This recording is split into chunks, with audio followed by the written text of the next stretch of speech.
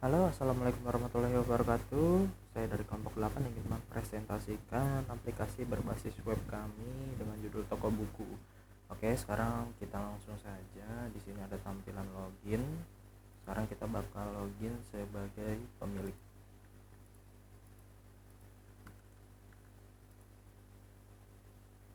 Oke, di sini saya sudah login sebagai pemilik.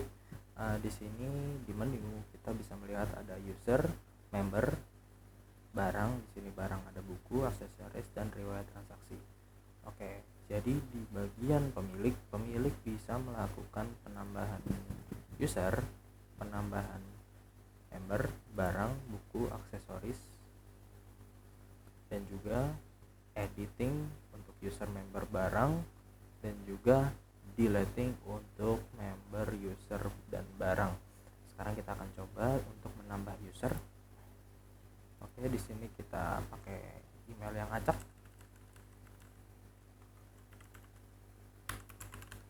Untuk nama lengkap kita berikan tes saja. 1, 2, 3, 4. Passwordnya 123, role milik. Oke, sekarang kita kirim. Oke, di sini berhasil menambah user. Sekarang coba kita untuk editing data user. Oke, di sini mungkin saya bakal hapus. Jadi 2 3 1. Tes 1 2 3 4. Jadi tes 1 2 3 4 5 6 7 8. Passwordnya tetap 1 2 3. Dan role-nya kita ganti jadi kasir.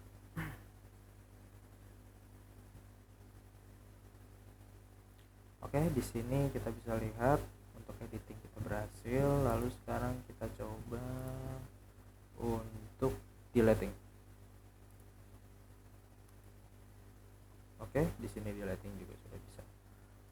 Lalu kita akan beralih ke bagian member. Di sini tambah member seperti biasa, kita coba saja.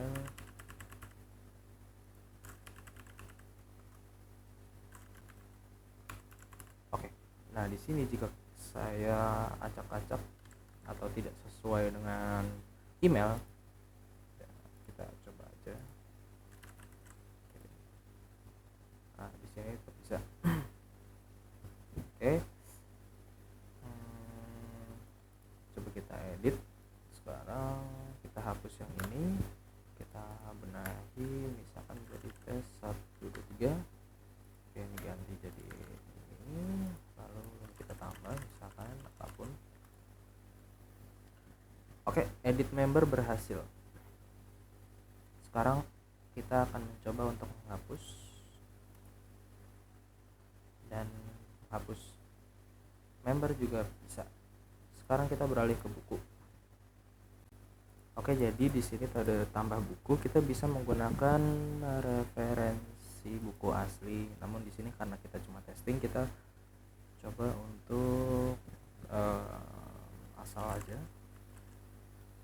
Oke, nama bukunya tes tambah buku. Oke, deskripsinya adalah lorem ipsum sir amet tes. Oke, di sini ada choose file, kita bisa menggunakan foto ya. Kita pilih asal saja. Misalkan genrenya menjadi pendidikan. Oke, pengarangnya misalkan kita asal, penerbit asal. Untuk harga misalkan 200.000. Oke, kita pilih tanggal pembuatannya atau tanggal rilis ya. Di sini kita menggunakan tanggal rilis dari buku tersebut misalkan.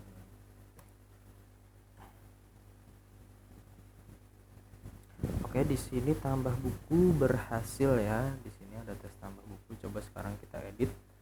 Di sini ada 2 pilihan edit. Ada edit buku dan edit stok. Sekarang kita coba edit buku. Oke. Di sini misalkan tambah buku 1 2 3, 1 2 3. Oke, gambar kita pilih yang tadi aja, enggak apa-apa, apapun. Nah, pendidikan misalkan jadi komik. Ini kita tambah apa? Oke. Misalkan harganya menjadi 100.000. Oke, tanggalnya kita ganti menjadi misalkan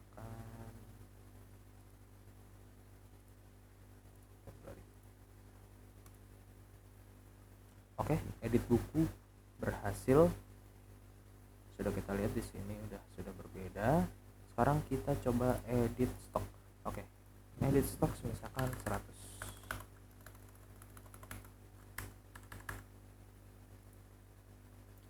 Oke, berhasil. Sekarang coba kita delete. Delete-nya pun berhasil. Oke, sekarang kita coba aksesoris. Sekarang kita tambah aksesoris sama seperti buku. Kita asal saja juga asal. Gambarnya kita pilih ini. Masukkan harga misalkan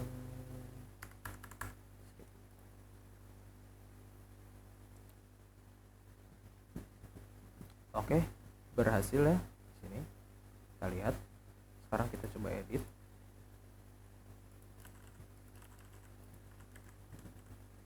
Untuk gambarnya kita pilih yang tadi aja.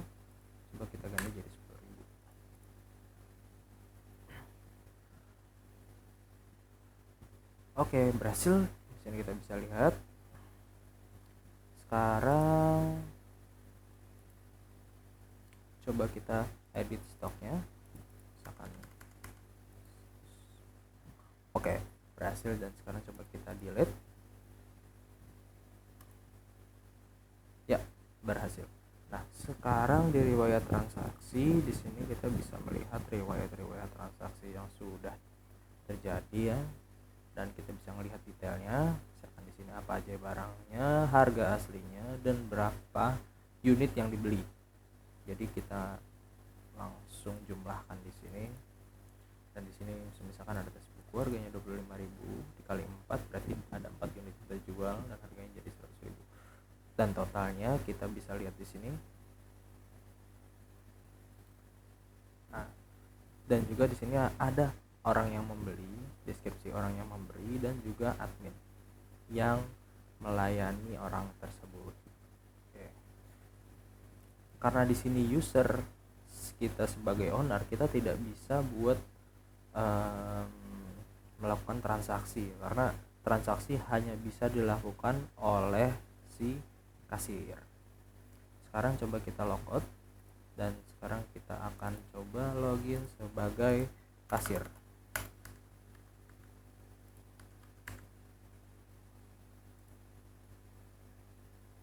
Oke, sekarang kita sudah login sebagai kasir. Di sini kasir juga tetap bisa untuk menambah daftar member, untuk menambah member, edit member, dan juga delete member. Dan di barang perbedaannya beda dengan owner dan juga staff. Kasir tidak bisa menambahkan barang apapun. Dia hanya bisa untuk melihat detail seperti ini dan untuk menambahkannya ke keranjang. Nah, di sini kita bisa melihat di sini ada keranjang untuk check outing nanti. Nah, misalkan kita tambah, terus ini kita tambah, sini juga ada aksesoris yang bisa ditambahkan, tambahkan. Lalu untuk check outing barangnya kita bisa lewat sini ya kan. Di sini ada icon check outing. Nah, sekarang misalkan yang mau dibeli misalkan 4 unit, ini 2, ini 1. Nah, sekarang untuk ID member.